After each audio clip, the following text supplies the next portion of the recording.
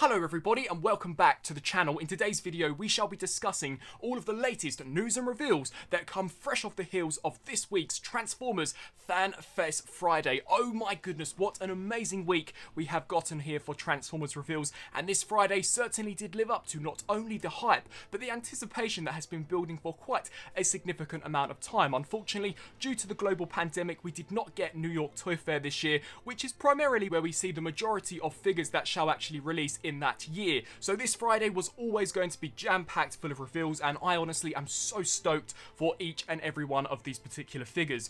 Going very quickly through some of the figures that we had previously known about, this time of course we now have the official renders from Hasbro. We've got Rodos Prime. Now Rodos Prime looks leaps and bounds better in some of the actual in-hand images that we got from the stream and of course the official promotional images. It literally looks like a masterpiece figure released at the mass retail price point, much like we've seen from Skylynx and Jetfire, and judging by some of these images, he may in fact well be my favourite Commander class figure. Yes, I did have some discrepancies that a Voyager class figure was actually going to be priced under the Commander class line, but you are just getting so much with this figure. It really does look like an updated masterpiece figure. So we are getting so many awesome blast effects. Basically, these look like they are going to be recolors of Omega Supreme's blast effects, but these will in fact peg into the huge turret that does come equipped actually in Rodos Prime's trailer, and I think the entire trailer looks awesome. It's decked out with secret cavities where you can store all of the additional accessories in, something which we did not know prior until this stream. It looks really awesome. We've got hydraulics at the rear end, which just looks so awesome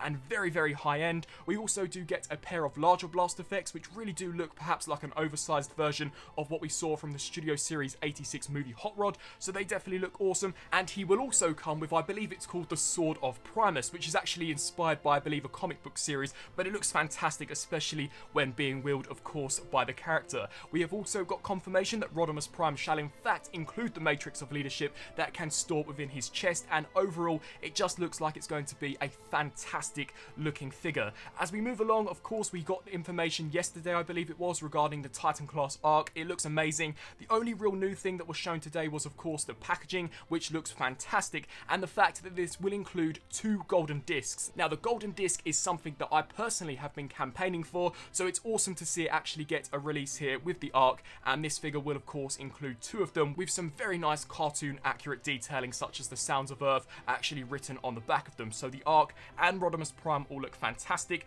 We did also get a look at what will be the new Hasbro Pulse exclusive. Last year we did get the Centurion drone accessory pack, which I think is a great Pulse exclusive. This new one, personally, I am a little let down by it. It appears to just simply be a Ractonite repaint that they are now calling as Tricranius, and he's got this really awesome, almost magma paint deco. It definitely looks as if though this character is in fact on fire, but the actual accessories that we do get included with this figure are merely just rehashes of some of the previously seen blast effects. So here I can see the blast effects that came with Siege Jetfire, this time just recolored in an almost turquoise blue. We also do get some really awesome looking red blast effects, but once again, these appear to be the same that we saw with Skylynx and Omega Supreme, and for a pack which is priced at £35, I personally don't think that these blast effects are worth the additional £15. Of course, the deluxe figure would be roughly 20, and as this is 35, you are paying £15 for some of these effects, and I personally just do not think that it is worth it, especially when there are so many accessories that Hasbro could have given us. Something which comes to mind straight away is the Cheetor Gut Gun.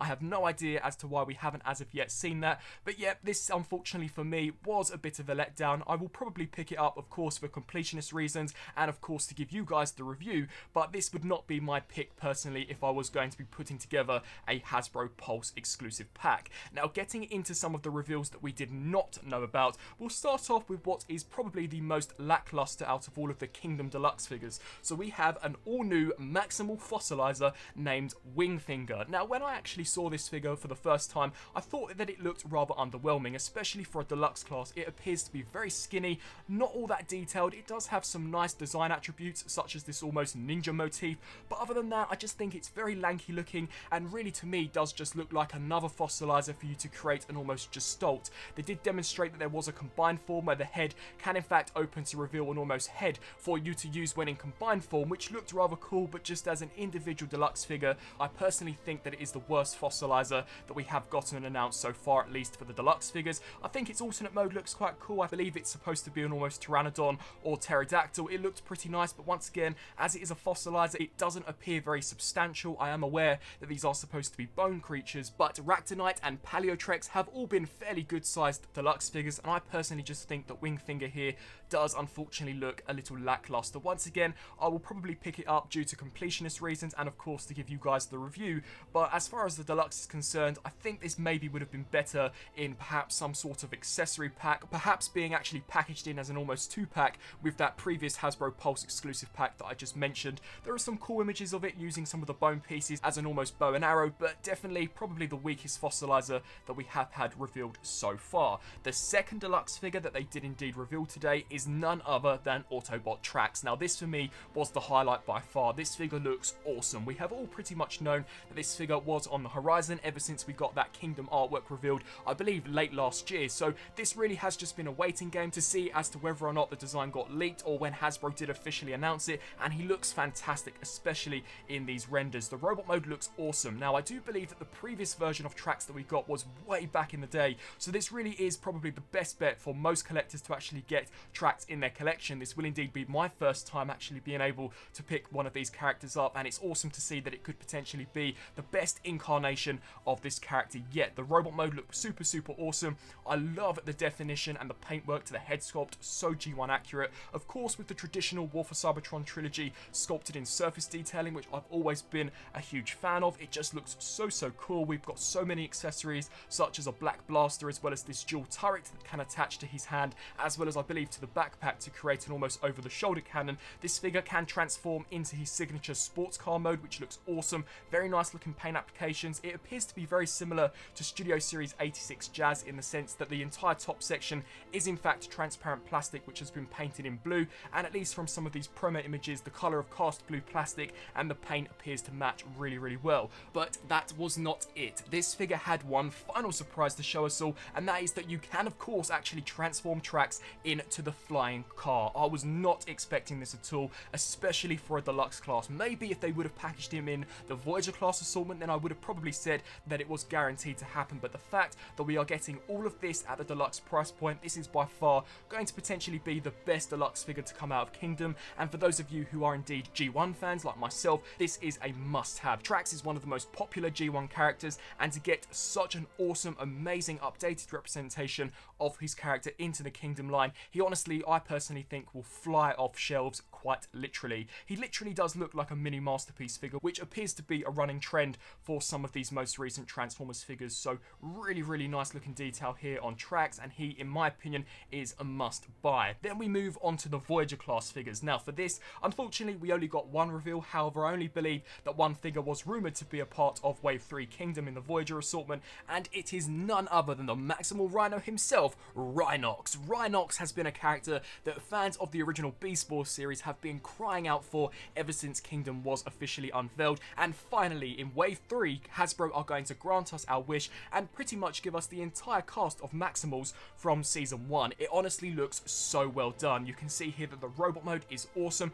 Of course, this figure here did have a lot actually going against it. The previously released version of Rhinox, which I believe was released in the Thrilling 30 lineup, was a fantastic figure, and some collectors have actually been using that figure as a stand-in for their Kingdom display, and I do think that this figure here could potentially rival him. Of course, I haven't as of yet managed to get this figure in hand, but just judging by some of these promotional images, he does look really well done. He will in fact come with those spinning almost knuckle dusters that even the original Thrilling 30 figure came with. Unfortunately, it doesn't appear as if though they will have any type of gimmick like we got with the Thrilling 30 figure, but the sculpted in detailing on those looks really awesome. Of course, they are these almost spinning blasters, so that's super nice to see the turret detailing there on the front with the razor claws around the side. I think the colour variation is slightly off, however, we've all seen that with the likes of Optimus Primal, Air Razor, Rat Trap, etc. So we will no doubt see a repaint of this figure perhaps in the Netflix line, hopefully if we do get a Wave 4 Netflix line, but definitely really awesome looking robot mode here. If I had any critiques with it, is that the legs unfortunately do look a little unsightly from the side angle. Now this could potentially be down to the fact that the figure is mistransformed,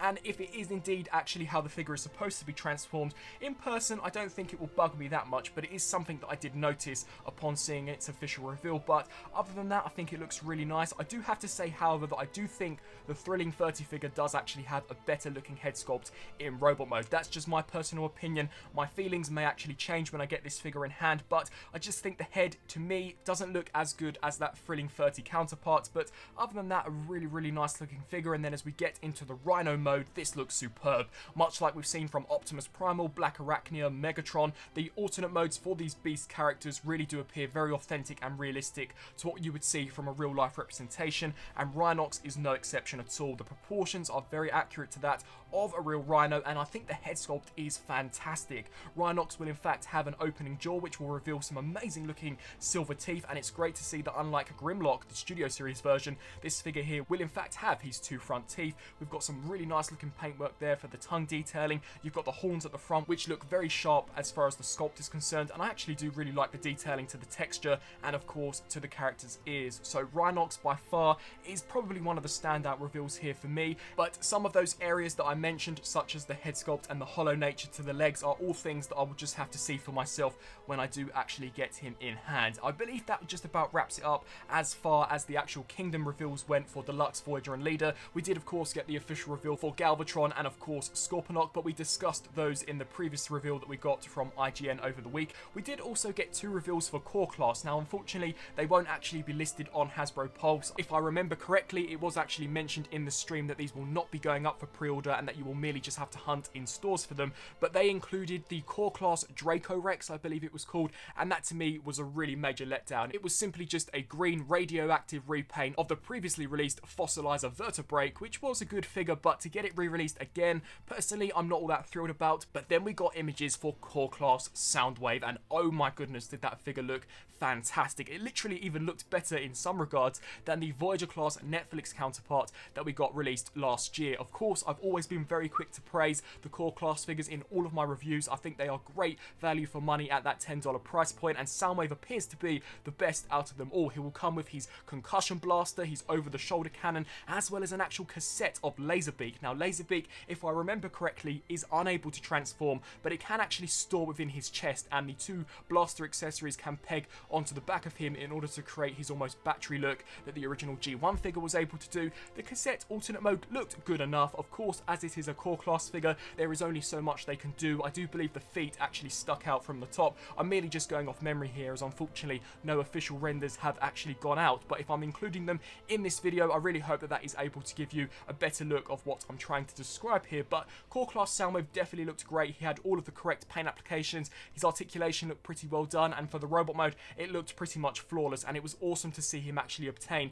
his cassette player mode than as opposed to the Siege almost battle station Cybertronian aircraft alt mode that we got from that Siege Voyager class. But that just about wraps it up for all of the reveals that we shall indeed be receiving this week. It was slightly unfortunate to see no Studio Series reveals, especially as the Studio Series line appears to be very dry right now. I believe this is like the second time since the line did in fact kickstart that we have had no reveals, and pretty much all of the figures are out. I know Dino, B127 and the Cybertronian Starscream are all available at retail now, and of course the 86 Wave 1 figures came out towards the end of last year, beginning of this year, and unfortunately there were no reveals at all, despite there being various rumours going around that we are getting Leader Class Slug, of course Revenge of the Fallen Sideswipe, Leader Class ROTF Grindor, and I believe we are also supposed to be seeing Revenge of the Fallen Jolt, as well as of course the Sharktacons Wreck-Gar and some of the sweeps. So it would be nice to perhaps have gotten a reveal for them, or perhaps just a tease, but I'm sure their announcement is hopefully just around the corner in the next month, or maybe even 2 months at a push time. We should hopefully get official renders of those. I really hope that you have enjoyed my coverage on this week's news regarding all of the latest reveals for the Transformers Hasbro brand. I thank you guys all so much for watching, and as always, please feel free to let me know down in the comment section below on what was your favourite reveal and what are the figures you are most looking forward to. I thank you all for watching, and until my next video, I'll see you then. Thanks for watching.